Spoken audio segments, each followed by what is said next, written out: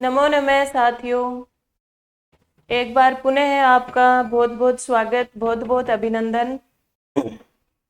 देखो, हमारा जो वेद है, वैदिक संहिताओं वाला प्रकरण है, वो पूर्ण हो चुका है। और आज हमारा जो नया प्रकरण है वो ब्राह्मण ग्रंथ, क्योंकि आपके ग्रेड फर्स्ट के पाठ्यक्रम में लगा रखा है वेद, ब्राह्मण, प्रमुख उपनिषद और फिर इनमें से जो है वो सामान्य परिचयात्मक अध्ययन, ऐसा लिख रखा है। लेकिन जैसा कि आप जानते हैं, सामान्य लिख रखा है लेकिन सामान्य जैसा कुछ रहा नहीं अब। तो आज हमें ब्राह्मण ग्रंथों का अध्ययन करना है। तो मैं ये उम्मीद करती हूँ कि आप लोगों को वेद क्या है और ब्राह्मण क्या है ये अच्छी तरह क्लियर हो गया होगा अपने माइंड में कि ये कौन से ग्रंथ है। इतने दिन तक ये था कि कोई बहुत बहुत बड़े बड़े ग्रंथ वेद हैं और फिर ब्राह्मण ग्रंथ अलग से कुछ है। तो ये चीज स्पष्ट हो गई होगी। सामान्य भाषा में अपन सामान्य शब्दों में देखें तो देखो कि वेद है वो स्तुतिपरक ग्रंथ है। एक शब्द में हम कहें तो वेद स्तुतिपरक ग्रंथ है। और स्तुति किसकी? देवताओं की। और स्तुति क्या होती है? किसी की प्रशंसा करना, किसी का आह्वान करना। तो अब देवता कोई सामान्य व्यक्ति तो है नहीं कि उनको कह दिया कि हाँ आप बहुत अच्छे लग रहे हो, आपकी ड्रेस बहुत अच्छी है, इस तरह की स्तुति से प्रसन्न हो जाएंगे। देवता है आखिर वो। तो उसके लिए हमें क्या करना पड़ा? जैसे ऋग्वेद में स्तुति, ऋग्वेद पूरा पूरा स्तुति परक है और मंत्र है कि ऋग्वेद में उन देवताओं की प्रशंसा की गई है। लेकिन प्रशंसा के लिए कोई आधार भी तो चाहिए। ये तो है नहीं कि प्रशंसा उनके सामने खड़े होकर कह दी कि इंद्र देवता आप ऐसे हो, बहुत शक्तिशाली हो, आपके कपड़े बहुत अच्छे हैं। स्तुति करने के लिए यज्ञ करने पड़ेंगे। और यज्ञ की बात किस में आ गई? यजुर्वेद में। प्रशंसा की, स्तुति की, स्तुतिपरक मंत्र किस में है? ऋग्वेद में। और यज्ञ की बात पर उस स्तुति के लिए हमें क्या करना पड़ा? उन देवताओं का आह्वान करने के लिए, उनकी प्रशंसा करने के लिए हमें यज्ञ करने पड़े। और यज्ञ की बात किस में आ गई? यजुर्वेद में आ गई। तो यज्ञ परक मंत्र किस में है? यजुर्वेद में।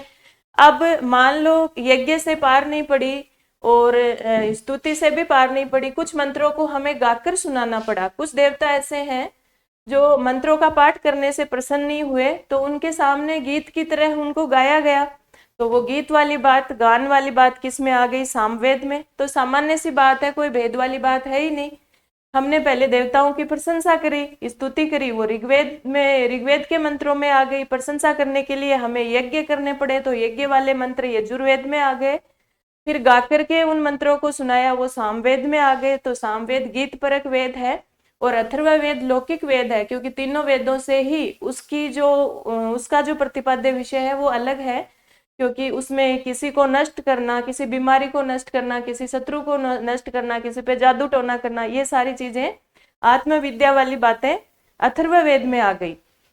ठीक है, ये चारों वेदों की विषय वस्तु हो गई। और एक शब्द में पूछा जाए तो वेद स्तुति परक मंत्र है। फिर बात ये आई कि जब वेद स्तुति परक मंत्र हैं तो ब्राह्मण ग्रंथ क्या है, इनकी आवश्यकता क्यों पड़ी वैदिक साहित्य में? वेदों से ही, वेदों में जब सब कुछ है तो वैदिक साहित्य में ब्राह्मण ग्रंथों की जरूरत ही क्या पड़ी?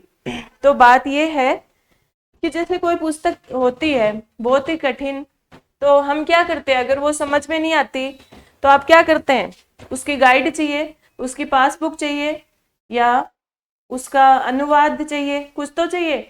तो ये ब्राह्मण ग्रंथ उन वेदों के अनुवाद है, उनका भाष्य है, उनकी व्याख्या है, या उनकी पासबुक समझ लीजिए।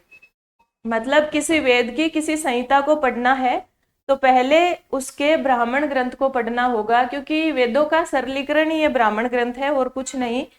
मान लो आपको कृष्ण यजुर्वेद की तैत्तिरीय संहिता को पढ़ना है तो आप तैत्तिरीय ब्राह्मण को पढ़ेंगे। तो वेदों का सरलीकरण गद्य में ब्राह्मण ग्रंथों में किया गया, पूरे के पूरे गद्य में लिखे गए हैं, क्योंकि व्याख्या है और व्याख्या गद्य में लिखी जाएगी, आपको पता है। तो ये गद्य में लिखे गए ग्रंथ हैं और वेदों की व्याख्या की गई है। अब वेदों के कौन से भाग की व्याख्या करते हैं ब्राह्मण ग्रंथ? वेदों का जो यज्ञ वाला भाग है ना, क्योंकि ब्राह्मण ग्रंथ में और कोई विषय वस्तु नहीं है, जो विषय वस्तु है सारी की सारी वो यज्ञ और कर्म कांड वाली है। तो यज्ञ परक जितनी भी बातें हैं वेदों में, उनकी व्याख्या ब्राह्मण ग्रंथों में की गई है। आप ये प्रश्न पूछेंगे कि यज्ञ वाले मंत्र तो सारे के सारे यजुर्वेद में हैं, तो फिर ब्राह्मण ग्रंथ दूसरे वेदों पर क्यों लिखे गए? क्योंकि ब्राह्मण ग्रंथ तो हमें ऋग्वेद पे भी प्राप्त होते हैं, सामवेद पे भी प्राप्त होते हैं, और अथर्ववेद का भी एक ब्राह्मण ग्रंथ गोपथ ब्राह्मण प्राप्त होता है। तो ऐसा क्यों? क्योंकि हमने अभी अभी पढ़ा है कि भाई वेदों में यजुर्वेद है, वो यज्ञ की बात करता है, यज्ञ परक जो मंत्र हैं वो यजुर्वेद में है। तो ब्राह्मण ग्रंथ फिर दूसरे वेदों के क्यों? यजुर्वेद के ही होने चाहिए जब वो यज्ञ से संबंधित हैं। तो आपको ये स्पष्ट हो जाना चाहिए कि वेद एक बहुत बड़ा विस्तृत विषय है, और सभी वेदों में कुछ ना कुछ बातें यज्ञ की हैं। यज्ञ से संबंधित कुछ बातें ऋग्वेद में भी मिलेंगी, कुछ बातें सामवेद में भी मिलेगी। सोमयाग है वो सामवेद में भी है, और अथर्ववेद में भी कुछ ना कुछ यज्ञ है। तो फिर जिस ग्रंथ में, जिस वेद में यज्ञ की जो बात है, जितनी भी बातें हैं, उनका संकलन करके उनकी व्याख्या ब्राह्मण ग्रंथों में कर दी गई है। तो ब्राह्मण ग्रंथों में क्या है? वेदों में तो यज्ञ से संबंधित मंत्र दिए गए हैं, लेकिन उस यज्ञ को करना कैसे है भाई? वो मंत्र कहाँ पे बोले जाएंगे, कैसे बोले जाएंगे, किस काम के लिए कौन सा मंत्र काम करेगा, किस बीमारी का नाश करने के लिए हमें जो हमारे पुरोहित हैं, जो ऋत्विक है, वो कौन से मंत्र का पाठ करेगा, कैसे करेगा, वेदी कैसे बनाई जाएगी, यज्ञशाला कैसे बनाई जाएगी, यज्ञ का अधिकारी कौन होगा, किस कार्य के लिए, स्वर्ग की प्राप्ति के लिए कौन सा यज्ञ करना है, धन धान्य की प्राप्ति के लिए कौन सा यज्ञ करना है, ये सारी विधि हमें कौन बताएगा? सिर्फ मंत्र पढ़ने से, मंत्रों का पाठ करने से तो काम चलेगा नहीं, विधि भी तो चाहिए ना। वो विधि हमें कौन बताते हैं? ब्राह्मण ग्रंथ बताते हैं। तो यहाँ से आपको सारी बातें स्पष्ट हो गई होगी कि वेद की विषय वस्तु क्या है और ब्राह्मण की विषय वस्तु क्या है। ये तो हो गई सामान्य बात अपनी भाषा में। अब दूसरी जो महत्वपूर्ण बात आती है वो ये आती है कि प्रश्न कैसे पूछा जाएगा। तो अब क्या है कि हर व्यक्ति सेफ जोन में रहना पसंद करता है, और हम भी इतने दिन सेफ जोन में थे। और सही बात है कि जब हमने ग्रेड फेस्ट की तैयारी करी थी तब हमने भी इतना ही पढ़ा था कि वेद कौन कौन से हैं, और उनके ऋग्वेद से संबंधित ब्राह्मण ग्रंथ कौन से हैं, यजुर्वेद से संबंधित कौन से हैं, सामवेद से कौन से हैं, और अथर्ववेद का कौन सा ब्राह्मण ग्रंथ है। और ज्यादा से ज्यादा किया तो उनका विभाजन याद कर लिया कि किस में कितने अध्याय हैं, उसमें कितने कांड हैं और कितने मंत्र हैं। बस इतने से काम चल गया था। लेकिन इस बार का पेपर आपने देखा है, सामने वाले ने हमसे क्या पूछा है कि जो सतपथ ब्राह्मण की माध्यन्दिन शाखा की विषय वस्तु में जो पहला ही पहला यज्ञ प्राप्त होता है वो कौन सा है, उसका नाम पूछा था। तो देख लो कहाँ तक जाकर उसने प्रश्न पूछा है। अब आप देख लो कि मतलब वो अंदर से विषय वस्तु पूछ रहा है। ब्राह्मण ग्रंथों में आपको पता है कि यज्ञ की बातें हैं, कौन कौन से यज्ञ हैं यही बात है। और जैसे अपने ऐत्रेय ब्राह्मण को लेते हैं तो ऐत्रेय ब्राह्मण में 40 अध्याय हैं और 8 पंचिकाएं हैं। तो प्रत्येक पंचिका की विषय वस्तु दे रखी है उसके सामने कि दर्श पौर्णमास कहाँ पर मिलेगा, सोमयाग कहाँ पर है, अग्निहोत्र कहाँ पर है, ये यज्ञ की विषय वस्तु दी गई है। अब है ना, इतना पूछ लेता कि भाई है ना कौन से ब्राह्मण ग्रंथ में या मतलब पंच महायज्ञ किसके अंतर्गत प्राप्त होते हैं, तो हमें पता होता सतपथ ब्राह्मण में प्राप्त होते हैं। लेकिन उसने तो पर्टिकुलर ये पूछ लिया कि प्रथम कांड में सर्वप्रथम मतलब कौन सा यज्ञ प्राप्त होता है, वो भी किस में? माध्यन्दिन सतपथ में। ठीक है, तो बहुत बड़ी बात है ये अपने आप में। अब आप देख लो कि 14 ब्राह्मण ग्रंथ हैं, चतुर्दश, और उनमें से फिर सब में किसी में 40 अध्याय हैं, किसी में 30 अध्याय हैं, किसी में कितने 10 प्रपाठक हैं, किसी में 15 है। तो इस तरह से उनकी बहुत ज्यादा विषय वस्तु हो जाती है। लेकिन हमारे पास कोई समाधान नहीं है इसका, हमें इसको याद करना ही पड़ेगा। और इतना हो सकता है कि हम जैसे पूरे के पूरे चतुर्दश ब्राह्मण ग्रंथ हमें रटने नहीं है, बल्कि जो 3-4 महत्वपूर्ण है उनकी विषय वस्तु तो हमें याद करनी ही पड़ेगी, क्योंकि उन्हीं में से वो बार बार प्रश्न पूछता है। जैसे मैं बता दूं, एक ऐत्रेय ब्राह्मण हो गया, ऋग्वेद के दोनों ऐत्रेय और सांख्यायन ब्राह्मण ग्रंथ आपको याद करने हैं। इसके अलावा शुक्ल यजुर्वेद का जो सतपथ ब्राह्मण है वो दोनों माध्यन्दिन और काणव दोनों शाखाओं पर प्राप्त होता है, तो दोनों में ही इंपॉर्टेंट है। तो उसकी महत्वपूर्ण बातें आपको याद करनी पड़ेगी। और कृष्ण यजुर्वेद पे जाएंगे तो आपको तैत्तिरीय ब्राह्मण याद करना पड़ेगा और अथर्ववेद का गोपथ ब्राह्मण। ये 4-5 की विषय वस्तु तो याद करनी ही पड़ेगी, क्योंकि ये पक्का मान लीजिए कि अगर उसने पूछा है तो वो ट्रेंड आगे भी फॉलो होगा, वापस से ना मतलब उतने से काम नहीं चलेगा। लेकिन चिंता की कोई बात नहीं है, क्योंकि मेहनत तो उस स्तर तक जाकर हमें करनी ही पड़ेगी और मेहनत से हम जरूर सफल हो जाएंगे। चलिए, अब जो ब्राह्मण ग्रंथ है, ब्राह्मण शब्द की व्युत्पत्ति, उसमें विषय वस्तु, वो सब जो व्यवहारिक से हटकर जो पुस्तक की भाषा है उसमें भी देख लीजिए कि किसने क्या बोला है, कहाँ पर क्या लिखा हुआ है, ये फैक्ट भी तो हमें याद करने हैं। सबसे पहली बात है, ब्राह्मण ग्रंथ गद्यात्मक है। हमने देखा था, चीजों को जोड़कर पिछली चीजों को भी आप कनेक्ट करके याद करेंगे तो सही रहेगा, ये नहीं कि पीछे वाले को भूलते चले जाए। हमारा ऋग्वेद मंत्रात्मक था, पद्यात्मक था, यजुर्वेद का में गद्य पद्य मिश्रण था, सामवेद गीतात्मक था, और जो अथर्ववेद है वो गद्य पद्य का मिश्रण है। लेकिन ब्राह्मण ग्रंथ जो है वो पूरे के पूरे कैसे हैं? गद्यात्मक है। पहली बात तो ये आपको याद होनी चाहिए कि ब्राह्मण ग्रंथ पूरे के पूरे गद्यात्मक है, इसमें पद्य वाली कोई बात ही नहीं है, गद्य में लिखे गए हैं, क्योंकि ये भाष्य है, व्याख्या है, और व्याख्या गद्य में ही की जाती है। और इसमें महत्वपूर्ण विषय क्या है? यज्ञ की विधि। विधि का मतलब क्या है? यज्ञ से संबंधित कर्मकांड कैसे करने हैं उसकी विधि। और ये गृहस्थ के लिए उपयोगी है। आपको पता है 4 आश्रम होते हैं, तो उसमें से जो यज्ञ कौन करेगा? कर्म, और विशेषकर कर्मकांड वाले यज्ञ, क्योंकि न तो ब्रह्मचार्य में और न ही वानप्रस्थ में और न ही संन्यास में उतने साधन उपलब्ध होते हैं जितने गृहस्थ में कि कर्मकांड किए जाएं। तो कर्मकांड है वो गृहस्थ व्यक्ति को ही उपलब्ध होते हैं, और यज्ञ भी सबसे ज्यादा वही करता है, तो ये गृहस्थ के लिए उपयोगी है। और ये कर्मकांड वाला वैदिक ग्रंथ है। ब्राह्मण ग्रंथ क्या है? कर्मकांड परक ग्रंथ है। सबसे ज्यादा कर्मकांड की बात होगी इसमें, कर्मकांड करने हैं। व्युत्पत्ति देखिए, जो शब्द क्या है? ब्राह्मण शब्द है। ब्राह्मण में ब्राह्मण शब्द है और ब्राह्मण के साथ अण प्रत्यय लगने से ब्राह्मण बना है। और ब्राह्मण के इस ब्राह्मण शब्द के 3 अर्थ प्राप्त होते हैं शतपथ ब्राह्मण के अनुसार। इसका एक श्लोक प्राप्त होता है, जो यहाँ पे श्लोक मैंने नहीं लिखा है, इसकी व्याख्या करके तीनों अर्थ यहाँ पर बता दिए हैं। प्रथम अर्थ क्या है? ब्राह्मण शब्द का प्रथम जो ये किसके अनुसार है, ये बात भी आपको याद रखनी है।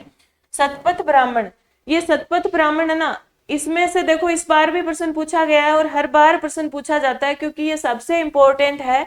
और मैंने आपको वेद में भी बताया था कि हर चीज के ऊपर कमेंट करता है, हर बात के ऊपर ये कमेंट करता है। तो यहाँ पर भी देखो, ब्राह्मण शब्द के अर्थ बताते हुए इसने 3 अर्थ बताए हैं। पहला अर्थ बताया है कि ब्राह्मण शब्द का अर्थ होता है मंत्र। ब्राह्मण शब्द का अर्थ क्या होता है? मंत्र होता है। तो मंत्र से हम क्या बात ग्रहण करेंगे कि ब्राह्मण ग्रंथ वो ग्रंथ है जो किसकी बात करते हैं? मंत्र से क्या होगा? वैदिक मंत्र। कौन से मंत्र? वैदिक मंत्र। जो वैदिक मंत्रों की व्याख्या और विनियोग, विनियोग मतलब उन मंत्रों का प्रयोग हमें क्या करना है। तो मंत्र से अर्थ क्या ग्रहण किया जाएगा कि वैदिक मंत्रों की व्याख्या और विनियोग करने वाले ग्रंथ ब्राह्मण ग्रंथ कहलाते हैं। और दूसरा अर्थ बताया है यज्ञ। दूसरा ब्राह्मण शब्द का दूसरा अर्थ है यज्ञ। यज्ञ से हम क्या अर्थ ग्रहण करेंगे कि यज्ञों से संबंधित जो यज्ञ किए जाएंगे, वैदिक जो यज्ञ हैं, यज्ञों से संबंधित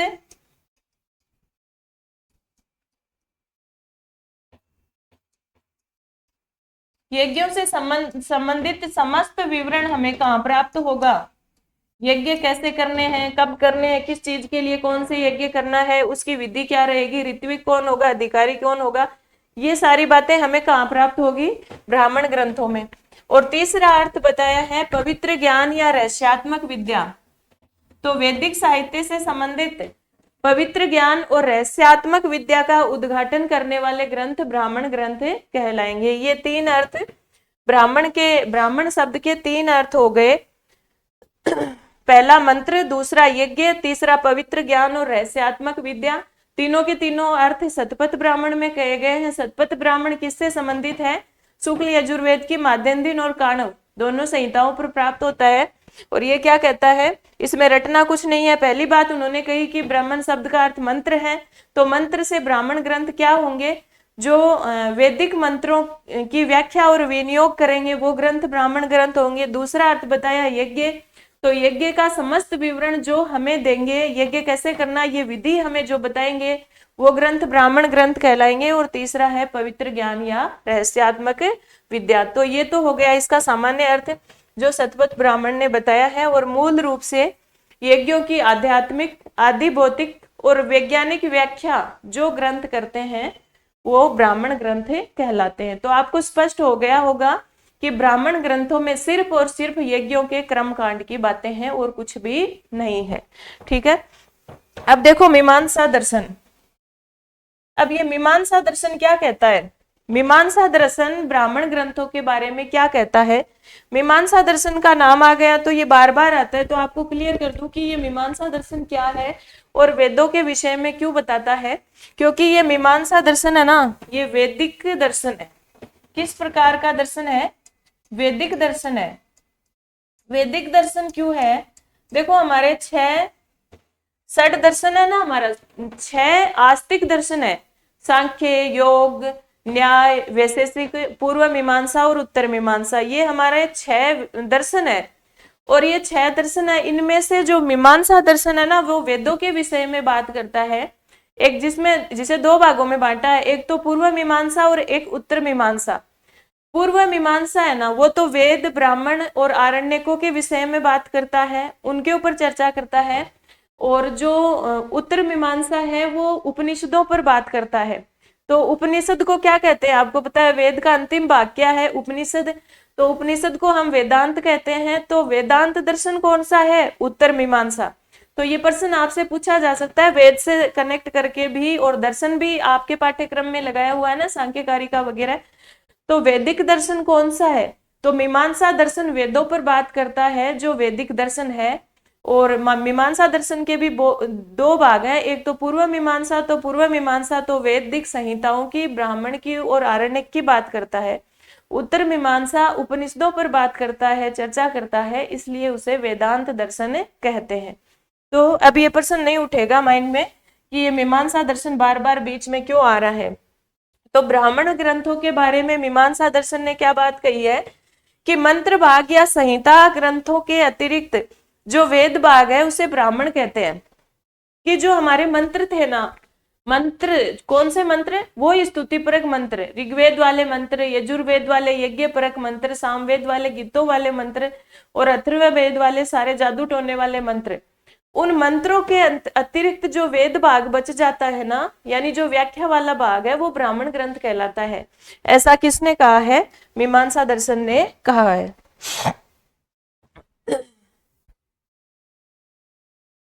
अब देखो संहिता भाग में तो क्या था, पद्यात्मक, गद्यात्मक या गीतात्मक मंत्र थे और ब्राह्मण ग्रंथ उनकी व्याख्या ग्रंथ है। ये बात मीमांसा दर्शन में कही है। इसी प्रकार से भट्ट भास्कर ने, भट्ट भास्कर कौन है, वैदिक जो संहिताएं हमने पढ़ी थी उसमें आपने देखा होगा भट्ट भास्कर कौन थे, नाम आया था, याद कीजिए। भट्ट भास्कर वही व्यक्ति हैं जिसने कृष्ण यजुर्वेद की 33वीं संहिता पर ज्ञान यज्ञ नामक भाष्य लिखा था। ठीक है, तो उसी 33वीं संहिता भाष्य में भट्ट भास्कर ने ब्राह्मण ग्रंथों की परिभाषा देते हुए एक बात कही है, ब्राह्मणम नाम कर्मणस्तन मंत्राणाम व्याख्यान ग्रंथ है। आपसे ये लाइन देकर, ये पंक्ति देकर प्रश्न पूछेगा कि कहाँ लिखी हुई है, तो भट्ट भास्कर ने 33वीं संहिता के भाष्य में लिखी गई है और ये ब्राह्मण ग्रंथों की परिभाषा दी है।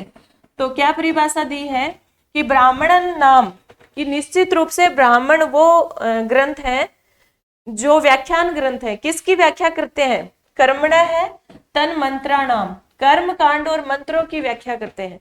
कि ब्राह्मण ग्रंथ है वो व्याख्यान ग्रंथ है, और व्याख्या किसकी करते हैं, तो कर्म कांड की व्याख्या करते हैं। कर्म कांड मतलब वैदिक यज्ञों के कर्म कांड। तो कर्म कांड की और मंत्रों की व्याख्या करने वाले जो व्याख्यान ग्रंथ है वो कौन है, ब्राह्मण ग्रंथ है। 2 चीजों की व्याख्या करते हैं, कर्म कांड और मंत्र। कर्म कांड और मंत्रों की व्याख्या करने वाले जो ब्राह्मण, जो ग्रंथ हैं वो ब्राह्मण ग्रंथ कहलाते हैं। ये बात कही है भट्ट भास्कर ने अपने भाष्य में। ऐसे तो देखो गौण अर्थ, अगर गौण अर्थ लेंगे ना तो वेद के अंदर ही ब्राह्मण ग्रंथ आ जाएंगे, कि वेद के अंदर ब्राह्मण ग्रंथ भी है, उपनिषद भी है, और जो हमारे आरण्यक हैं वो भी है। लेकिन जो विस्तृत अर्थ लिया जाएगा उसमें वैदिक संहिताएं वेद में आएंगी और वैदिक साहित्य में ये सब आ जाएंगे। एक आता है अनुब्राह्मण। ये अनुब्राह्मण क्या है? देखो जो ब्राह्मण ग्रंथ जैसा है लेकिन उतना विस्तृत नहीं है, वो अनुब्राह्मण है। आपसे प्रश्न पूछेगा ब्राह्मण सदृशो ग्रंथम किम, ब्राह्मण के जो सदृश ग्रंथ है वो कौन सा ग्रंथ है? तो अनुब्राह्मण है। यानी ब्राह्मण ग्रंथों जैसी ही बातें, यज्ञों से संबंधित कर्म कांड वाली बातें ही उनमें लिखी हुई है, लेकिन वो ब्राह्मण ग्रंथों की अपेक्षा छोटे हैं, लघुकाय हैं, लेकिन उनकी विषय वस्तु ब्राह्मण ग्रंथों के सदृश है, तो वो अनुब्राह्मण कहलाते हैं। यानी छोटे हैं, किसी एक भाग का, किसी एक विशेष भाग का विस्तृत विवेचन उनमें किया गया है, सारा नहीं किया गया, लघुकाय होते हैं वो। तो ब्राह्मण सदृश ग्रंथ क्या कहलाते हैं? अनुब्राह्मण कहलाते हैं। अब देखिए यहां तक हमने बात करी, वापस उनको रिवाइज कीजिए कि ब्राह्मण शब्द जो है उसमें ब्राह्मण शब्द है और अण प्रत्यय लगने से ब्राह्मण बना है। फिर उसके अर्थ की बात आती है तो उसमें कर्म कांड है और ये गद्यात्मक है, और इसके अलावा इसमें यज्ञ की विधि का विवेचन किया गया है। इसका जो पहला अर्थ बताया है शतपथ ब्राह्मण ने, एक अर्थ बताया है मंत्र, एक अर्थ बताया है यज्ञ, और अगला जो अर्थ बताया है वो पवित्र ज्ञान या रहस्यात्मक विद्या। मीमांसा दर्शन ने कहा गया, मीमांसा दर्शन में कहा गया है कि जो मंत्रात्मक भाग है उसके अलावा जो वेदों में जो वेद भाग बच गया वो ब्राह्मण ग्रंथ कहलाते हैं। अगली बात कही भट्ट भास्कर ने अपने तैत्तिरीय संहिता के भाष्य में, उन्होंने कहा कि ब्राह्मण ग्रंथ क्या है? कर्म कांड और मंत्रों की व्याख्या है और कुछ भी नहीं, और ब्राह्मण सदृश ग्रंथ अनुब्राह्मण कहलाते हैं। अब क्या बात कही है, और एक चीज और देख लीजिए यहाँ से, एक कंफ्यूजन ये होगा कि ब्राह्मण शब्द है ना उसको कभी तो आप पढ़ते हो जैसे शब्द रूप में ब्राह्मण है, ब्राह्मणौ, ब्राह्मणा, ठीक है, ब्राह्मण है राम शब्द की तरह, राम है, रामौ, रामः, ब्राह्मण है, ब्राह्मणौ, ब्राह्मणा। और एक अपन पढ़ते हैं ब्राह्मण, ब्राह्मणे, ब्राह्मणानी, ठीक है, वेदों में ऐसा पढ़ते हैं। तो ऐसा क्यों है? तो एक चीज समझ लीजिए कि जो ब्राह्मण शब्द है ना वर्णवाचक लिया जाएगा, यानी वर्णवाचक मतलब ब्राह्मण, क्षत्रिय, वैश्य, शूद्र, व्यक्तिवाचक, वर्णवाचक ब्राह्मण मतलब कोई व्यक्ति जाति से ब्राह्मण है, तब तो वो पुल्लिंग अर्थ में, ब्राह्मण शब्द तो पुल्लिंग अर्थ में लिया जाएगा, राम शब्द की तरह उसके रूप चलेंगे, ब्राह्मण, ब्राह्मणो, ब्राह्मणा। लेकिन अगर ब्राह्मण शब्द इस वेदवाचक, ग्रंथवाचक विषय में है, ये वाले ब्राह्मण ग्रंथ है, वेद, ब्राह्मण, आरण्यक, उपनिषद वाले ब्राह्मण ग्रंथ है, तब वो नपुंसक लिंग में होगा। तो वेद का वाचक जो ब्राह्मण शब्द है वो किस लिंग में प्रयुक्त होगा? तो वो नपुंसक लिंग में प्रयुक्त होगा। ये बहुत ही इंपॉर्टेंट बात है यहाँ से कि वेदवाचक जो वैदिक साहित्य का हिस्सा जो ब्राह्मण ग्रंथवाचक जो शब्द है वो किस लिंग में प्रयुक्त होगा? नपुंसक लिंग में प्रयुक्त होगा।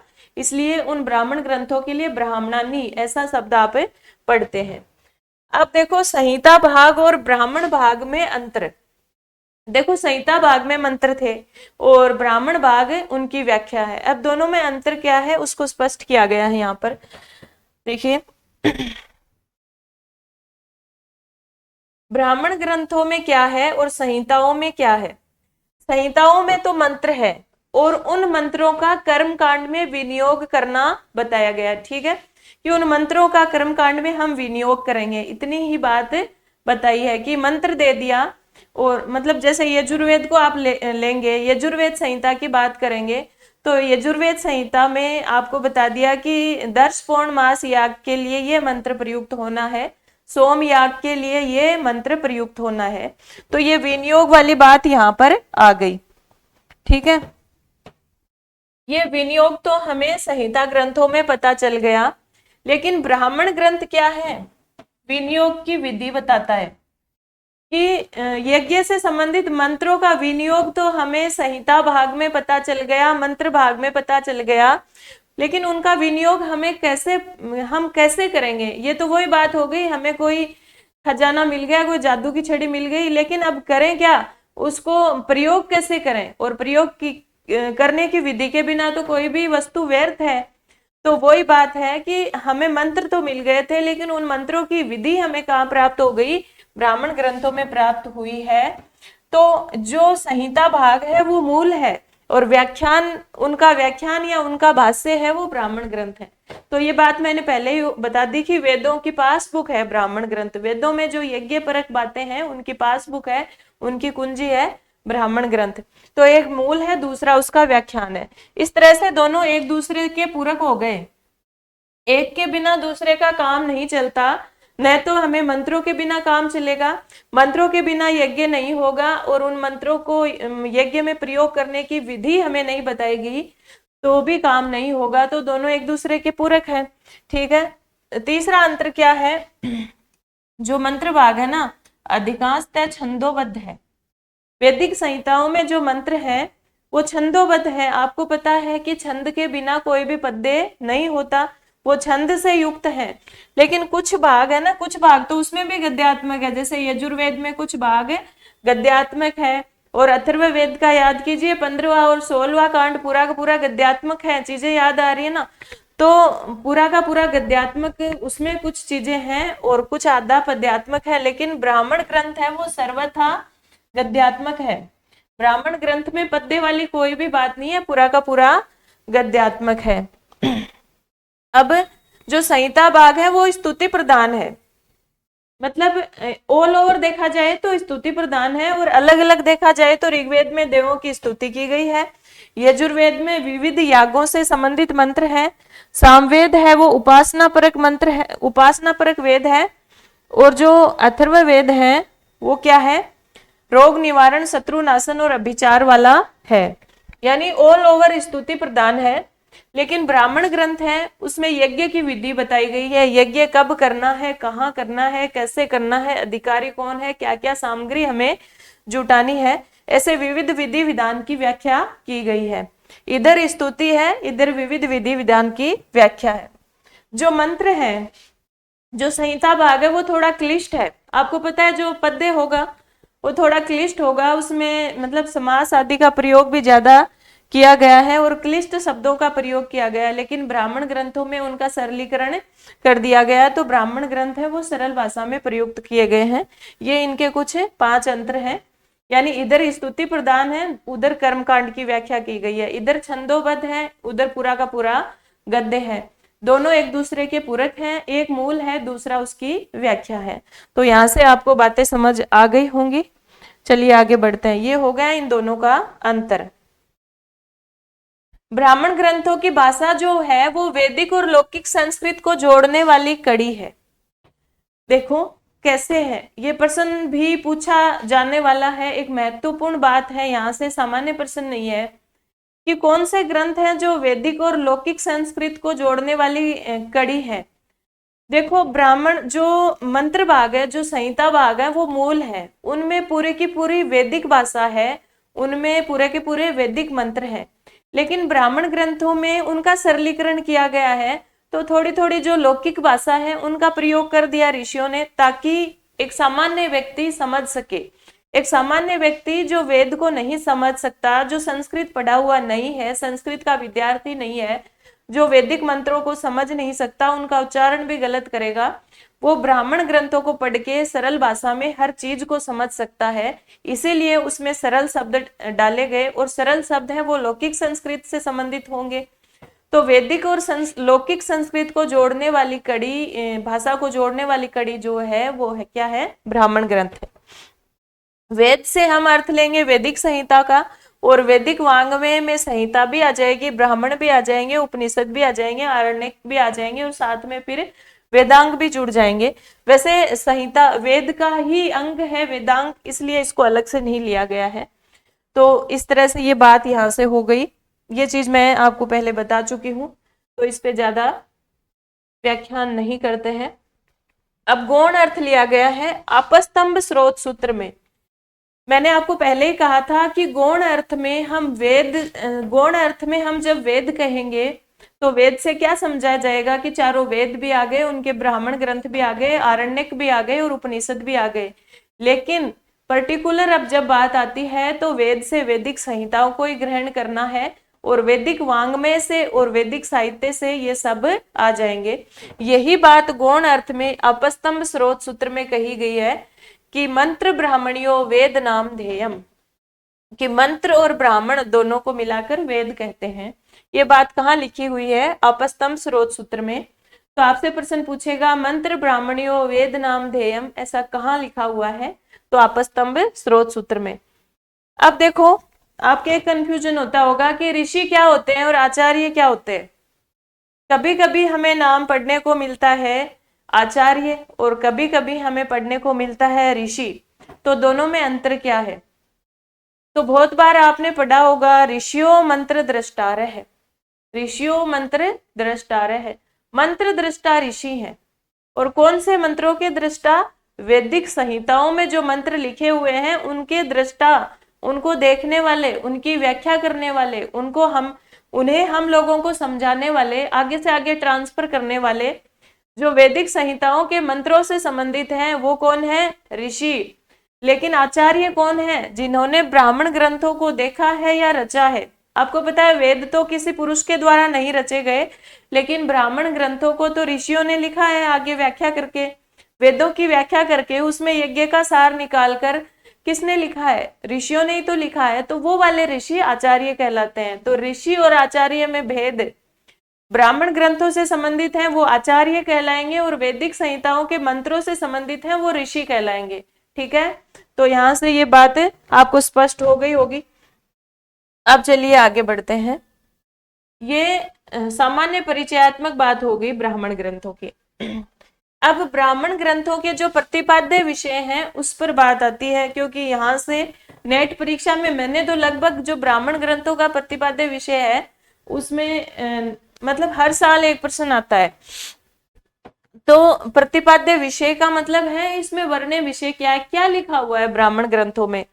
तो सामान्य रूप से तो हमने देख लिया कि यज्ञ एवं यज्ञ से संबंधित संपूर्ण प्रक्रिया का विवेचन ब्राह्मण ग्रंथों में है। ठीक है, अब अलग अलग विद्वानों ने इसमें क्या कहा है। देखो, यज्ञ भी बहुत प्रकार के होते हैं। यज्ञ मीमांसा आपके सिलेबस में नहीं है। वैसे आपको बता दूं कि यज्ञ अलग अलग प्रकार के होते हैं। मूलतः 3 प्रकार के यज्ञ होते हैं, 3 प्रकार के याग होते हैं। एक होता है सोमयाग, एक होता है सोमयाग, एक होता है हवि याग और एक होता है अपना पाक यज्ञ। अब तीनों में मतलब 3 ही नहीं है, इन तीनों में बहुत सारे यज्ञ आते हैं, जैसे अग्निहोत्र, अग्न्याधान, ये सारे पाक यज्ञ में आएंगे। और जो हमारा सोम याग है उसमें भी अग्निष्टोम, ज्योतिष्टोम ये आएंगे। तो सोमयाग में सोमरस, सोमयाग वो है जिसमें सोमरस का प्रयोग किया जाता है। सोमरस से आप लोग जो अर्थ लेते हैं ना वो नहीं है। सोमरस से बहुत सारे लोग क्या प्रयोग करते हैं कि सोमरस एक शराब है, एक शराब है, लेकिन शराब नहीं है। ये अपने दिमाग से निकाल दीजिएगा। सोमरस है एक स्वर्ग में एक जो पर्वत है ना उसके ऊपर एक छोटी छोटी घास उगती है, एक पौधा है जिसे जो एक औषधि है, जो आप पढ़ेंगे आगे जब उषा सूक्त पढ़ेंगे ना उसमें इसकी चर्चा भी है। तो उसको ये एक बहुत ही पवित्र रस माना जाता है। तो उस औषधि को मतलब तोड़कर निकालकर कूटकर पीसकर एक रस निकाला जाता है और जिसे यज्ञ में प्रयोग किया जाता है तो वो सोमरस कहलाता है। और आपको पता है कि सोमरस है ना किस देवता का प्रिय पेय है? जो देवता शायद आपके सिलेबस में तो नहीं डाला हुआ, इंद्र देवता का प्रिय पेय सोमरस ही कहलाता है, जिस सोमरस को पीने के बाद में इंद्र देवता ने बहुत सारे राक्षसों को पराजित किया था। तो सोमरस वो है। उस सोमरस का प्रयोग जिस यज्ञ में किया जाता है वो सोम यज्ञ कहलाते हैं। तो ये यज्ञ मीमांसा का सारा वर्णन ब्राह्मण ग्रंथों में है। और जो ये ब्राह्मण ग्रंथों में यज्ञ मीमांसा है उसमें 2 भाग मुख्य हैं, एक तो विधि और एक अर्थवाद। तो आपसे प्रश्न पूछेगा कि ब्राह्मण ग्रंथों के 2 मुख्य, सामान्यतः अगर वो किसी विद्वान का नाम नहीं देता है और सामान्यतः सरल भाषा में आपसे पूछता है कि ब्राह्मण ग्रंथों के 2 मुख्य विषय कौन से हैं, तो आपको क्या लिखना है? एक तो विधि और एक अर्थवाद। विधि का मतलब तो क्या है? यज्ञ करने की सारी विधि। यज्ञ कब करना है, कहाँ करना है, कैसे करना है, कितने ऋत्विज होंगे, क्या क्या सामग्री लाई जाएगी, यज्ञशाला कैसे बनानी है, वेदी का निर्माण किस आकार का होगा और किस कार्य के लिए कौन सा यज्ञ करना है, कौन से मंत्र बोलने हैं, ये सारा का सारा जो विधि है वो सारा का सारा मैटर विधि के अंतर्गत आता है। दूसरी बात है अर्थवाद की। अर्थवाद को प्रतिष्ठान भी कहते हैं, अर्थवाद की जगह प्रतिष्ठान भी दे सकता है। और अर्थवाद का मतलब होता है स्तुति या निंदापरक विषय, यानी लाभ हानि। इसको आप ऐसे भी ले सकते हैं कि इष्ट और अनिष्ट, लाभ या हानि, कि भाई यज्ञों के अंदर जो विहित कर्म है, जो अच्छे कर्म है, उनकी प्रशंसा करना तो स्तुति कहलाता है। और जो निषिद्ध कर्म है, जैसे असत्य भाषण हो गया, झूठ बोलना हो गया, ये सारे निंदापरक बातें हैं। या फिर किस मंत्र को, किस विधि को करने से क्या लाभ होगा, या उसको गलत तरीके से करने से क्या अनिष्ट हो सकता है, तो ये लाभ हानि, इष्ट अनिष्ट, स्तुति निंदा वाली जो बातें हैं वो अर्थवाद के अंतर्गत आएंगी। तो ये दो चीजें हैं इसमें। ब्राह्मण ग्रंथों का मुख्य विषय क्या है, विधि और अर्थवाद। विधि क्या है, अर्थवाद क्या है, आप समझ ही गए होंगे। अब चलिए, अब अलग अलग जो आचार्य हैं, ब्राह्मण ग्रंथों के जो आचार्य हैं, उन्होंने क्या कहा है, ऋषियों ने क्या कहा है। ऋषियों में पहले हैं वाचस्पति मिश्र। वाचस्पति मिश्र ने, देखो ये आपके जो पेपर आएगा वो तो उसमें आपको सब कुछ ऑप्शन दिया जाएगा, तो ये मंत्र वंत्र रटने की जरूरत आपको नहीं है, बस चीजों को समझना है, यूं नहीं एक एक शब्द को रटने लग जाए। तो वाचस्पति मिश्र ने ब्राह्मण ग्रंथों के 4 प्रयोजन बताए हैं कि ब्राह्मणम तद इह उच्यते, कि किस प्रयोजन के कारण इनको ब्राह्मण कहा गया है। ब्राह्मण ग्रंथों के 4 प्रयोजन हैं, कौन कौन से, देखिए। एक उन्होंने बताया, एक बताया निरुक्तम, एक बताया निरुक्तम। निरुक्तम का मतलब है निरुक्ति या निर्वचन। एक बताया मंत्र से विनियोग, एक बताया प्रतिष्ठान, और एक बताया विधि। निरुक्तम यत्र मंत्रस्य विनियोगः प्रयोजनम प्रतिष्ठानम विधिश्च एव ब्राह्मणम तद इह उच्यते, ऐसा इन्होंने कहा। तो निरुक्तम यानी निर्वचन, ये चारों चीजें आपको याद होनी चाहिए। आपसे प्रश्न पूछेगा कि वाचस्पति मिश्र के अनुसार ब्राह्मण ग्रंथों के 4 प्रयोजन कौन से हैं और निम्न में से इनमें कौन सा नहीं है, कौन सा सत्य है, कौन सा असत्य है, किस प्रकार के प्रश्न आजकल पूछे जाते हैं, आप अच्छी तरह जानते हो।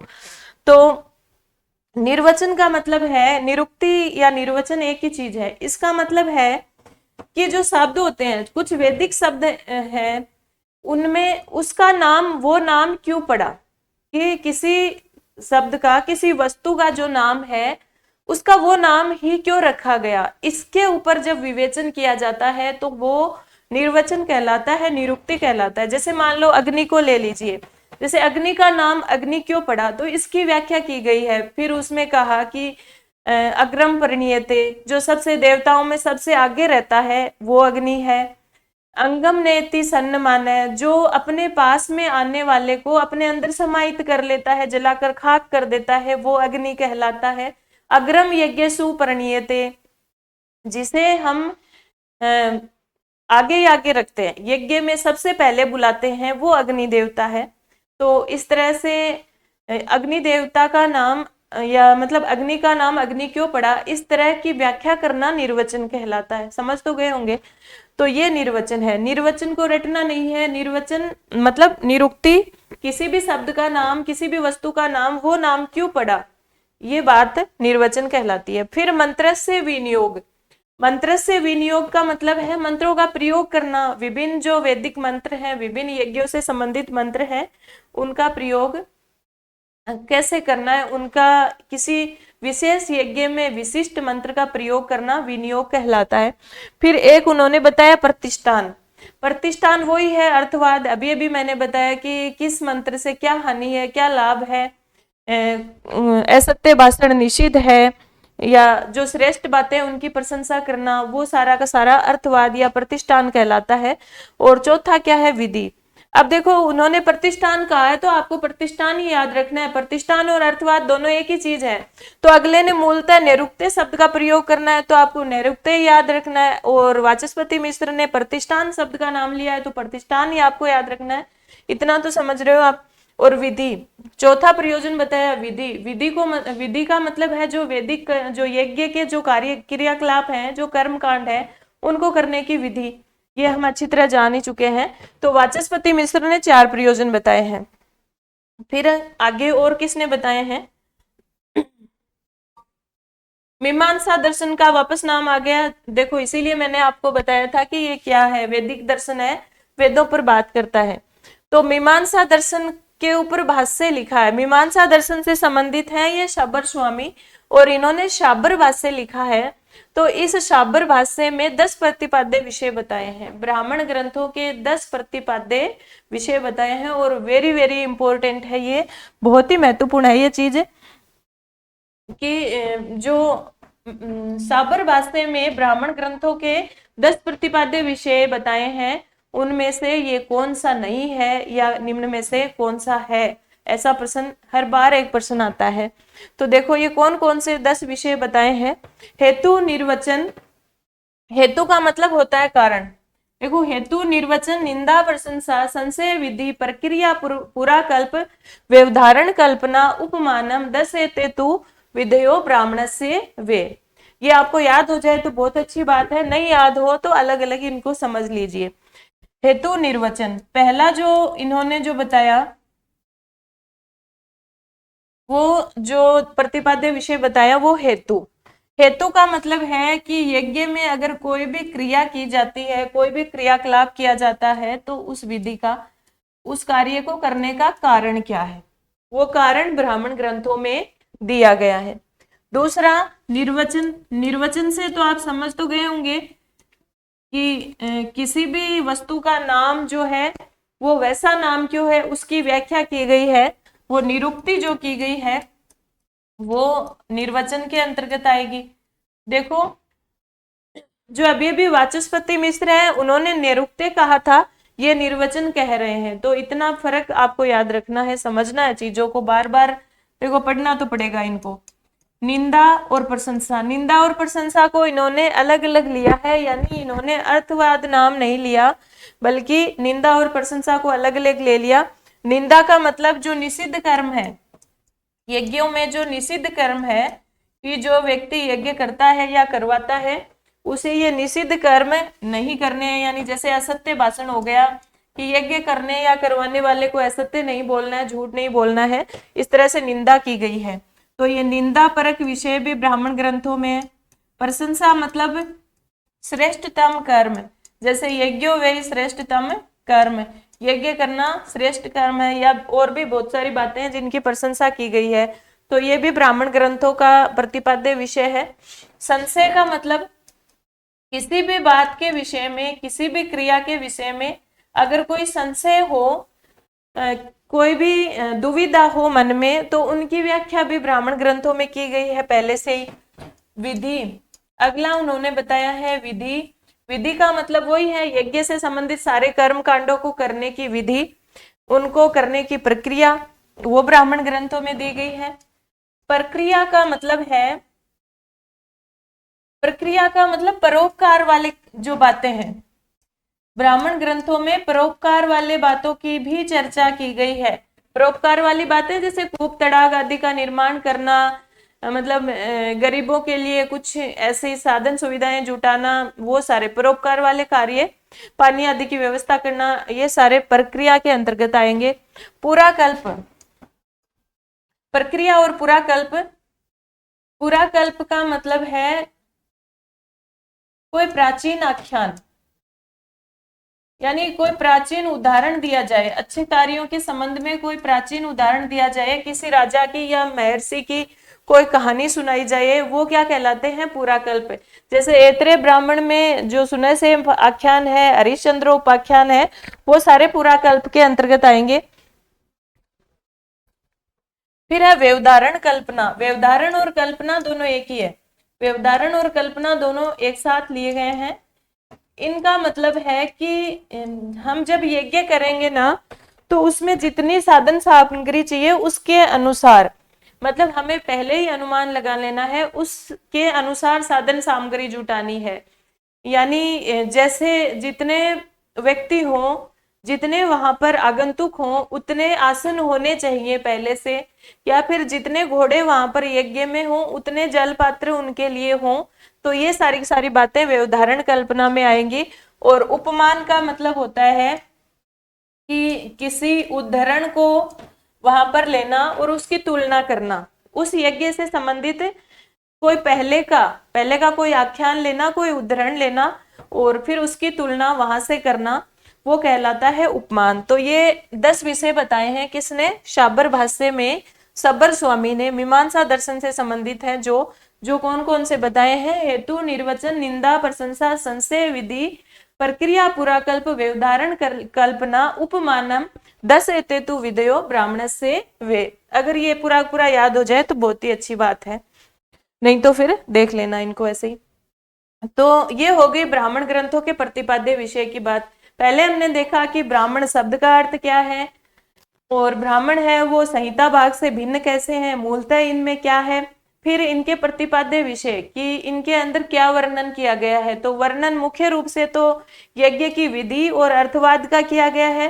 फिर वाचस्पति मिश्र के अनुसार हमने देखा कि उन्होंने 4 अर्थ बताए कि एक तो उन्होंने कहा निरुक्ति है, एक प्रतिष्ठान है और विधि है। इस तरह से उन्होंने 4 अर्थ बताए। और सबर स्वामी जो है उन्होंने ये अपने 10 विषय बताए। ठीक है, अब ये मूल रूप से हम आ जाते हैं कि कौन कौन से ब्राह्मण ग्रंथ हमें पढ़ने हैं।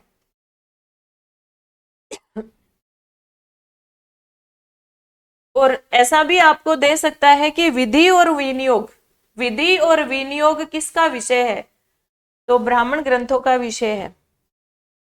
ब्राह्मण ग्रंथों का वर्गीकरण कि कौन कौन से ब्राह्मण ग्रंथ उपलब्ध हैं। देखो आपको पता है कि किसी भी वैदिक संहिता को हमें समझना है तो उससे संबंधित ब्राह्मण ग्रंथ हमें पढ़ना है, ठीक है। लेकिन सभी संहिताओं पर, सभी वैदिक संहिताओं पर ब्राह्मण ग्रंथ उपलब्ध नहीं है। कुछ ही हैं जिनके ब्राह्मण ग्रंथ आज हमें उपलब्ध होते हैं, यदि हमें उनको समझना है तो ऐसा भी प्रश्न पूछा जा सकता है कि वर्तमान में कितने ब्राह्मण ग्रंथ उपलब्ध हैं, तो कितने बताओगे, चतुर्दश। याद रखेंगे जैसे वैदिक संहिताएं जो हैं वर्तमान में उपलब्ध 12 संहिताएं हैं, वैसे ही ब्राह्मण ग्रंथ चतुर्दश हैं, ठीक है।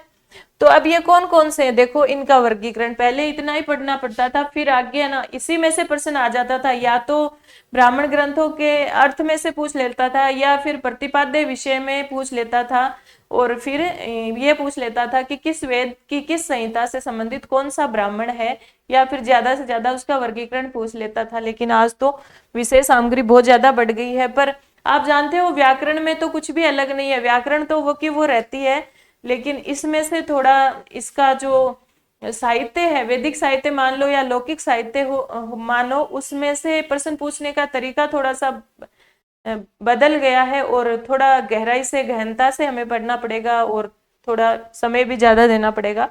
ये सारी चीजें हैं, तभी हम इस मतलब बाहर निकल पाएंगे इस सब से अपने आप को, क्योंकि बहुत ज्यादा मतलब समय की मांग भी यही है। तो ब्राह्मण ग्रंथों का वर्गीकरण जब हम देखते हैं तो सबसे पहले आता है ऋग्वेद। ऋग्वेद के अंतर्गत 2 ब्राह्मण प्राप्त होते हैं, एक ऐत्रेय ब्राह्मण और सांख्यायन ब्राह्मण।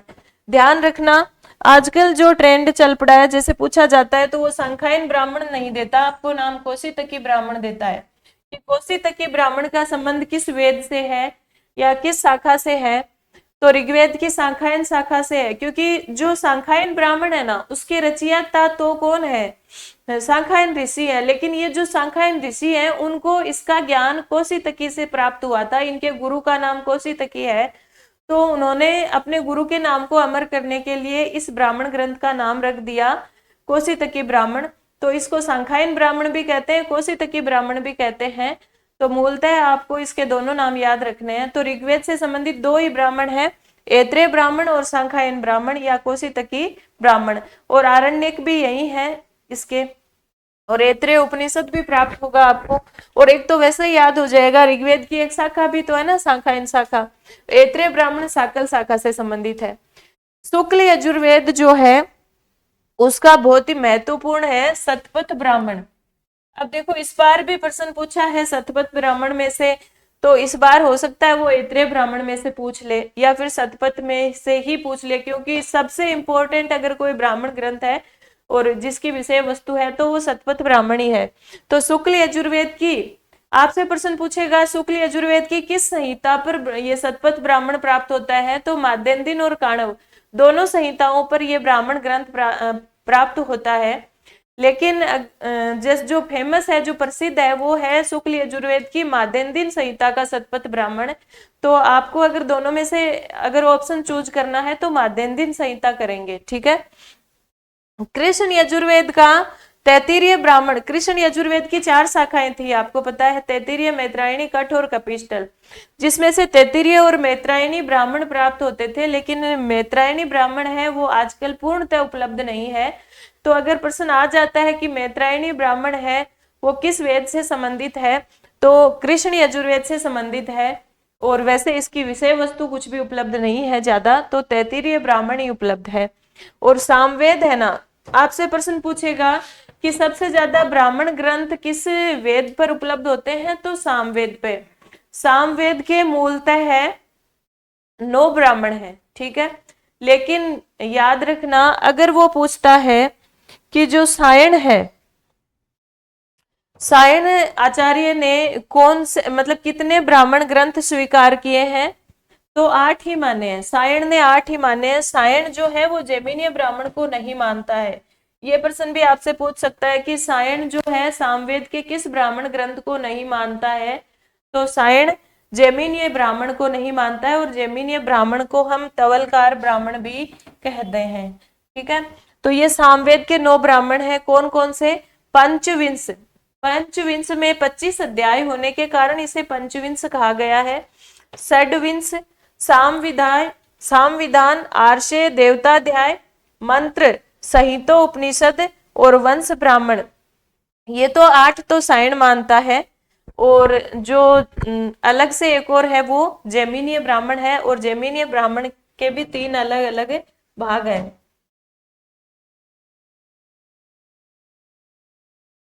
इस तरह से 9 ब्राह्मण सामवेद के हैं, और अथर्ववेद का एकमात्र ब्राह्मण है गोपत ब्राह्मण, जो भी बहुत महत्वपूर्ण है।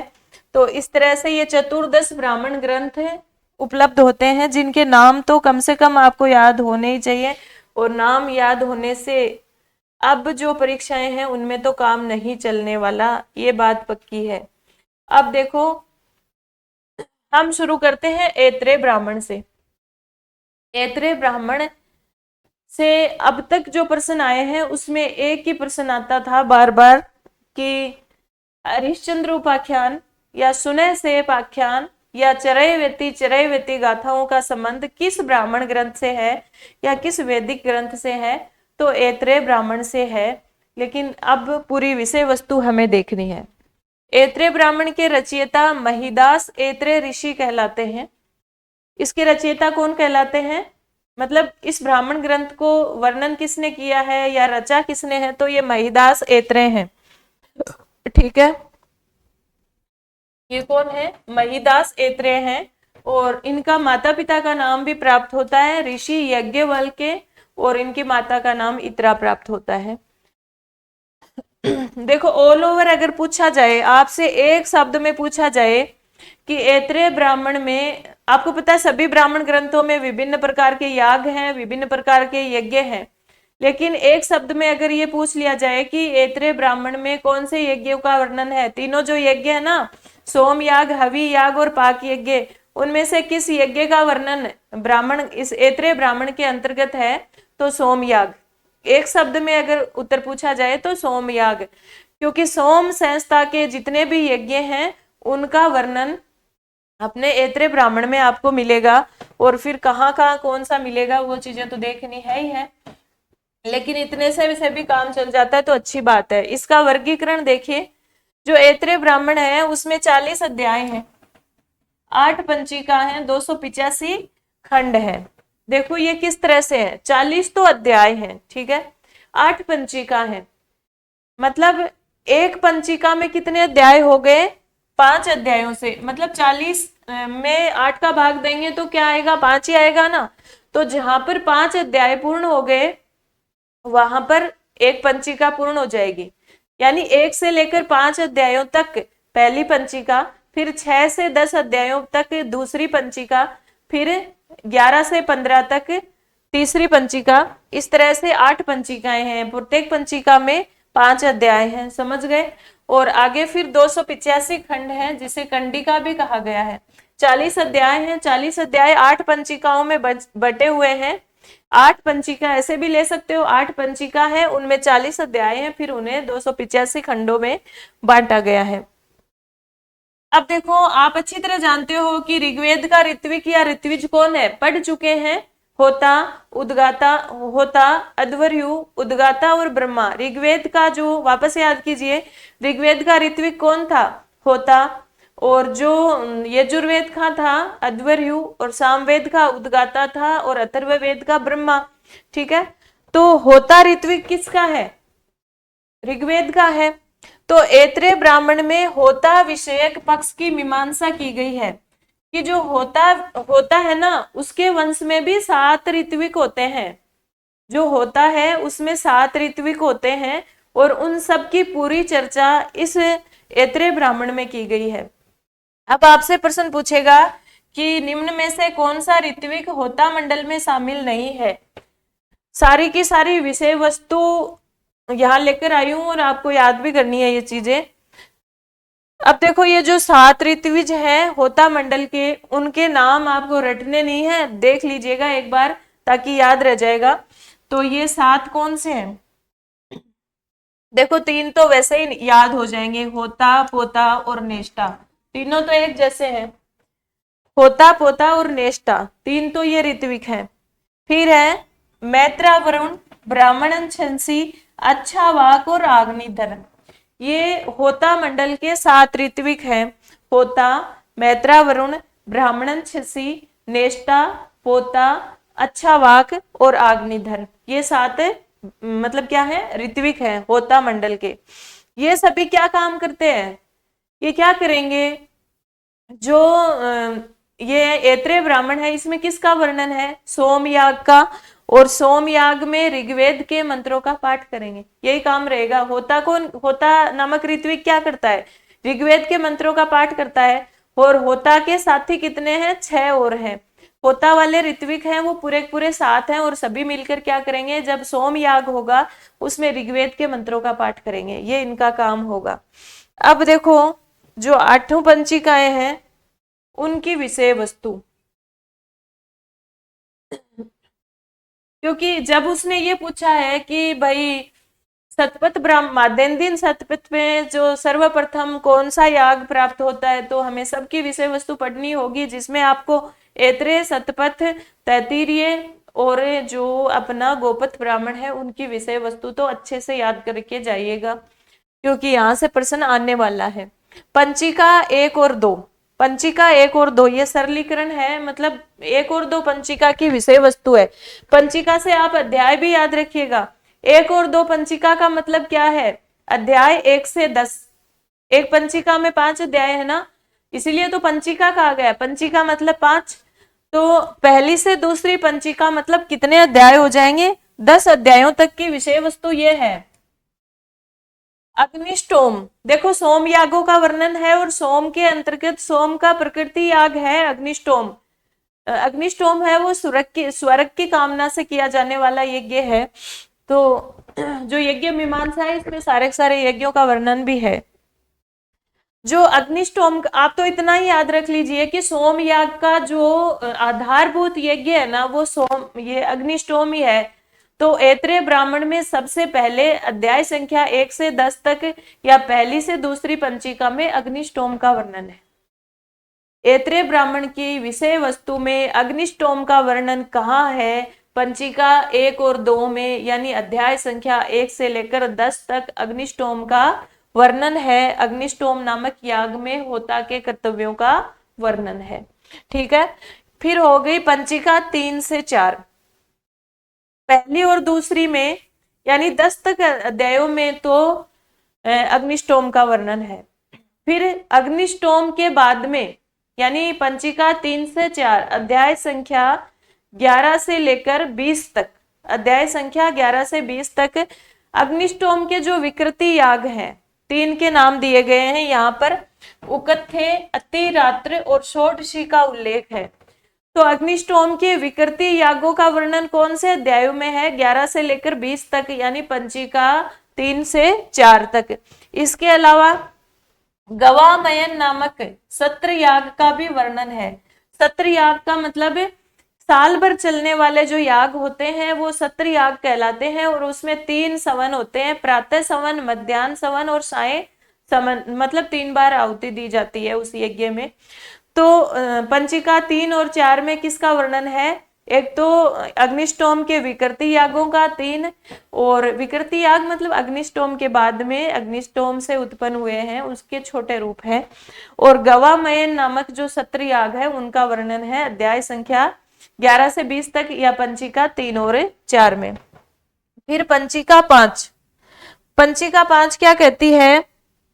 पंचिका 5 में द्वादश आह का वर्णन है।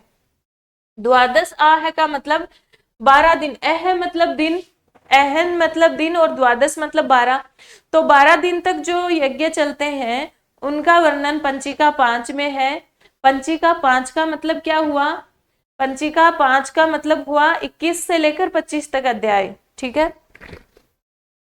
12 दिन तक चलने वाले सोम याग का वर्णन है और अग्निहोत्र का वर्णन है, ठीक है। अग्निहोत्र नामक जो है पाक यज्ञ उसका और द्वादश आह का वर्णन पंचिका 5 में है, यानी 21 से लेकर 25 तक है। फिर छठा जो है उसमें कुछ विशेष नहीं है, बालखिल्य आदि सूक्तों का वर्णन है। फिर अपना अध्याय संख्या पंचिका नंबर 7 और अध्याय संख्या हो गई 31 से लेकर 35 तक। देखो छह की विषय वस्तु हमें याद हो गई क्या? 7 और 8 फिर याद करेंगे। पहले 1 से 5 तक की याद करके बताओ मुझे। देखो सबसे पहले तो हमें पता है कि ऐत्रेय ब्राह्मण के अंतर अग्निष्टोम का वर्णन है, और होता संबंधित जो 7 जो ऋत्विक है उनका वर्णन है। फिर है ना पंचिका, इसके अंदर 8 पंचिकाएं हैं, 40 अध्याय हैं। तो पंचिका 1 और 2 में तो क्या है? जो अग्निष्टोम, जो सोम याग का जो प्रकृति भूत जो याग है, यानी आधारभूत, यानी सबसे महत्वपूर्ण याग कौन सा है, महत्वपूर्ण यज्ञ कौन सा है? सोम यज्ञ का अग्निष्टोम है। और अग्निष्टोम का पूरा वर्णन पंचिका 1 से 2 में है, यानी अध्याय संख्या 1 से 10 तक है। फिर पंचिका 3 से 4 में क्या है? पंचिका 3 से 4 में हमने देखा कि पहले अग्निष्टोम आया था, तो तुरंत अग्निष्टोम के विकृति याग आ गए। उकत्थे, अतिरात्र और षोडशी नामक जो उसके विकृति याग है उनका वर्णन है। और फिर गवामयन नामक सत्र यागों का भी वर्णन है। सत्र याग मतलब पूरे सत्र तक, पूरे वर्ष तक चलने वाले याग। तो ये तो हो गई पंचिका 4 तक की कथा। फिर पंचिका 5 में क्या है? द्वादश आ है, यानी 10 दिन तक चलने वाले यज्ञ का वर्णन। 6 में कुछ विशेष नहीं है। फिर पंचिका 7 में आ जाए। 7 का मतलब 31 से 35 तक। जो पंचिका 7 है ना, उसमें एक तो राजसूय यज्ञ का वर्णन है। याद रखना, राजसूय यज्ञ का वर्णन किसमें है? पंचिका 7 में है। अध्याय संख्या 31 से 35 तक है, यानी वो कोई सा भी अध्याय दे सकता है आपको। फिर देखो तृतीय अध्याय में, ये बहुत ही ज्यादा इंपॉर्टेंट है ये चीज। आपसे प्रश्न पूछेगा कि जो सुने सेप आख्यान है, जो हरिश्चंद्र आख्यान है, या चरैवेति जो गाथा है, उसका वर्णन ऐत्रेय ब्राह्मण की किस पंचिका में है? तो आप बता दोगे पंचिका 7 के तीसरे अध्याय में है। लेकिन डायरेक्टली पूछ लिया जाए कि ऐत्रेय ब्राह्मण के किस अध्याय में सुने से आख्यान है, तो क्या करोगे? तो ये चीज भी आपको पता होनी चाहिए कि 7वें अध्याय का तीसरा अध्याय होने का क्या मतलब है कि 6 तक हो गए, 30 तक, 6 पंचिकाओं तक 30 अध्याय हो गए, 6 पंचो 30। जब 7वां अध्याय, 7वीं जो पंचिका आएगी, 7वीं पंचिका में 31 से लेकर 35 तक अध्याय हैं। ये चीजें सरल है, 1-2 बार पढ़ोगे, समझोगे, दिमाग में बैठ जाएगी, ऐसे लोड नहीं लेना इनका। तो जो 7वीं जो पंचिका है उसका तीसरा अध्याय है, वो ऑल ओवर में देखा जाए तो ऐत्रेय ब्राह्मण का कौन सा अध्याय हो गया? ऐत्रेय ब्राह्मण की 7वीं पंचिका तीसरा अध्याय है, वो 33वां अध्याय होगा, क्योंकि 7वीं में आएंगे 31, 32, 33, 34 और 35। तो 7वीं पंचिका का तीसरा अध्याय मतलब 31, 32, 33 यानी 33वां अध्याय। यानी तृतीय अध्याय का मतलब ऑल ओवर रूप से ये 33वां अध्याय है। तो आपको याद रखना है कि सुनय से आख्यान ऐत्रेय ब्राह्मण के 40 अध्यायों में से किस अध्याय में है? 33वें अध्याय में है। तो ये सुनय से आख्यान का वर्णन है, और ये क्या है इसकी गाथा मैं आपको बताती हूँ बाद में। एक बार ये पंचिकाएं पूरी कर लो। 8वीं पंचिका है ना, उसमें देखो 7वीं में भी राजसूय याग है और 8वीं में भी राजसूय याग है। तो राजसूय याग कौन कौन सी पंचिकाओं में है? 7वीं में भी और 8वीं में भी, मतलब 31 से लेकर 40 तक अध्यायों के बीच में राजसूय याग का वर्णन कहीं ना कहीं चलता ही है। फिर संस्कृति इतिहास का वर्णन भी है, और इंद्र महाअभिषेक और चक्रवर्ती महाअभिषेक का वर्णन भी है, और एक ब्राह्म प्रीमर नामक भी अद्भुत याग का वर्णन यहाँ पर है। तो ये 8 की विषय वस्तु हो गई। 8 पंचिकाओं में सबसे पहले वापस रिवाइज करो। सबसे पहले अग्निष्टोम का वर्णन है पहली और दूसरी में, और अध्याय भी साथ में याद रखेंगे। 1 से 10 तक अग्निष्टोम का वर्णन है। फिर 11 से 15 तक, मतलब 11 से 20 तक, 11 से 20 अध्याय मतलब पंचिका नंबर 3 से 4। पंचिका नंबर 3 से 4 में अग्निष्टोम के जो विकृति याग है, उकथ्य, अतिरात्र और षोडशी का वर्णन है, और गवामयन नामक सत्र याग का वर्णन है। फिर पंचिका 5 में आ जाएंगे। पंचिका 5 में द्वादश आह नामक सत्र याग, द्वादश आह नामक याग का वर्णन है, जो 12 दिन तक चलेगा। छठे अध्याय में कुछ, छठी पंचिका में कोई विशेष नहीं है। 7वीं और 8वीं में दोनों में राजसूय याग का वर्णन है, और 7वीं पंचिका के तीसरे अध्याय में यानी ऐत्रेय ब्राह्मण के 33वें अध्याय में सुनय सेब आख्यान का वर्णन है, हरिश्चंद्र उपाख्यान का वर्णन है, चरैवेति गाथा का वर्णन है। और फिर 8वीं पंचिका में राजसूय याग के अंतर्गत इंद्र महाअभिषेक का वर्णन है, यानी राजाओं के महाअभिषेक का वर्णन है। ऐसा समझ लो, राजाओं के अभिषेक से संबंधित जो वर्णन है वो 8वीं पंचिका में है, और एक ब्राह्म प्रीमर नामक याग का भी वर्णन है। अब देखो ये सुनय सेब आख्यान क्या है? ये सुनय सेब आख्यान है, इसे हम हरिश्चंद्र उपाख्यान भी कहते हैं, इसे हम चरैवेति गान भी कहते हैं। और आपसे प्रश्न पूछेगा कि राजा को राज्याभिषेक के समय जो धर्म का उपदेश दिया जाता है, उस समय उसे कौन सा आख्यान सुनना चाहिए? तो यही हरिश्चंद्र उपाख्यान सुनना चाहिए, यही सुनय सेब आख्यान सुनना चाहिए। देखो ये सुनय सेब है ना, वही ऋषि हैं, आगे जाकर वो ऋषि बनते हैं। आपने देखा होगा कि जो हमारा ऋग्वेद है ना, ऋग्वेद के अंदर वरुण सूक्त का ऋषि कौन है? वरुण सूक्त आपके पाठ्यक्रम में लगाया हुआ है। वरुण सूक्त का ऋषि है सुनय सेब। जो ये ऋग्वेद के जो प्रथम मंडल है ना, उसमें 24 से लेकर 31 तक जो सूक्त है ना, उन सूक्तों के ऋषि सुनय सेब ही हैं। ठीक है। और इस सुनय सेब आख्यान में 97 मंत्र हैं। वैसे सायण ने 3 मंत्र और मिला दिए, इसलिए इसे 100 ऋचाओं वाला आख्यान कहा जाता है। तो ये ऋषि जो है 24 से लेकर 31 तक सूक्तों के ऋषि हैं। तो वरुण सूक्त कौन सा है? वरुण सूक्त ऋग्वेद के प्रथम मंडल का 25वां सूक्त है। तो वरुण सूक्त के ऋषि कौन है? ये ही सुनय सेब है, और उन्हीं सुनय सेब की बात यहाँ पर हो रही है। आपको पता है कि इसके अंतर्गत क्या चीज हमें प्राप्त होती है कि एक राजा थे हरिश्चंद्र नाम के, वो सत्यवादी वाले हरिश्चंद्र नहीं, ये दूसरे हरिश्चंद्र है। तो इनके कोई संतान नहीं थी। तो सुनय सेब के जो आख्या मतलब जो ऋषि जो देवता थे, आराध्य देवता सुनय सेब के भी वरुण थे, और हरिश्चंद्र जो थे उन्होंने भी वरुण देवता की उपासना की थी कि उन्हें पुत्र प्राप्ति हो जाए या संतान प्राप्ति हो जाए।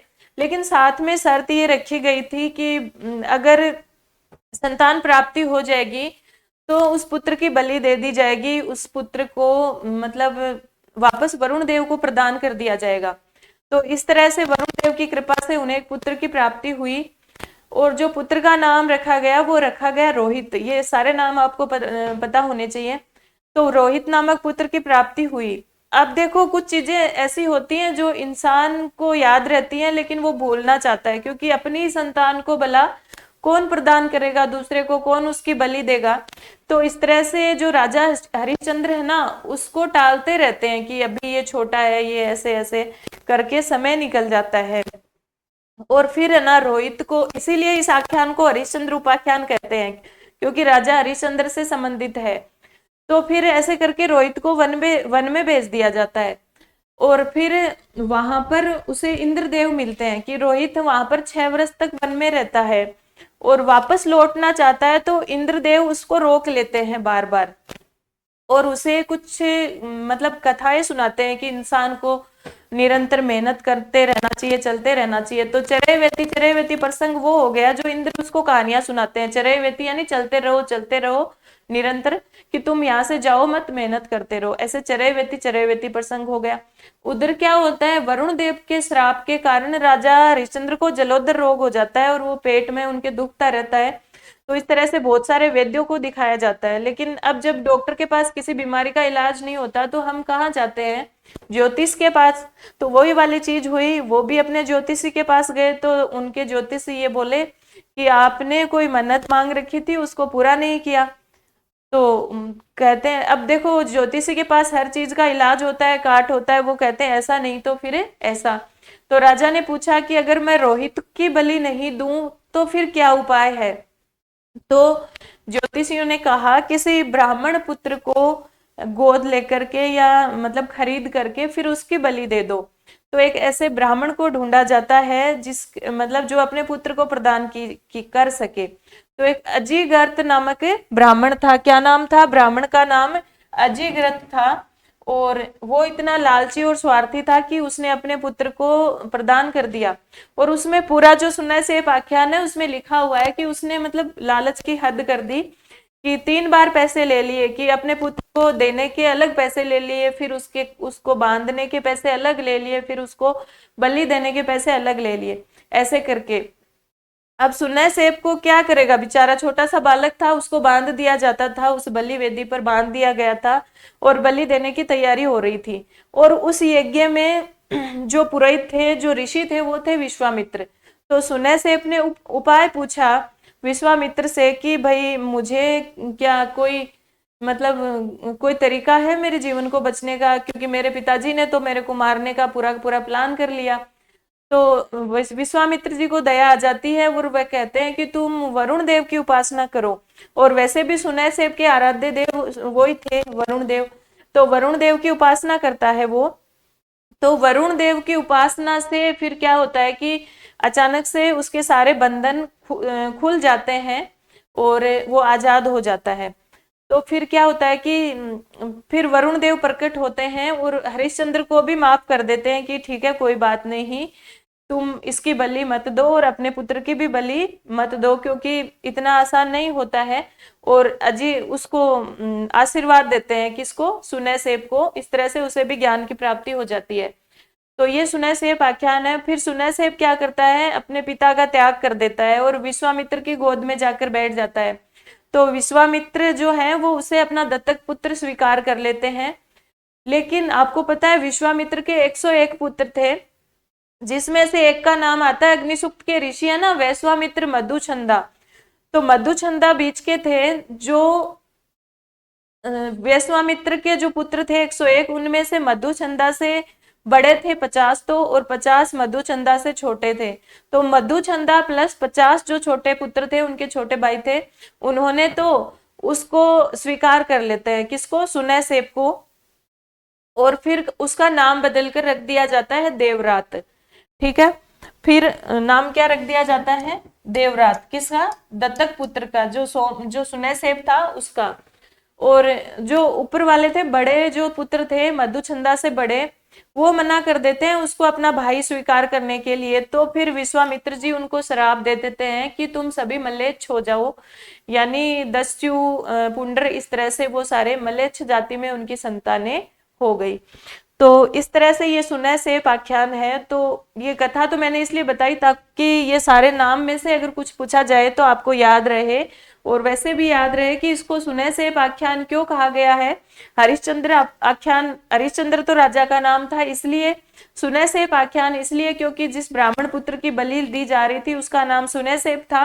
और चरैवेति इसलिए कहा जाता है क्योंकि रोहित को इंद्र ने ये चरैवेति गाथाएं सुनाई कि चलते रहो निरंतर। जिस तरह से सूर्य चलता रहता है वैसे ही मनुष्य को भी जब तक जीवन है निरंतर कर्म करते रहना चाहिए, निरंतर मेहनत करनी चाहिए।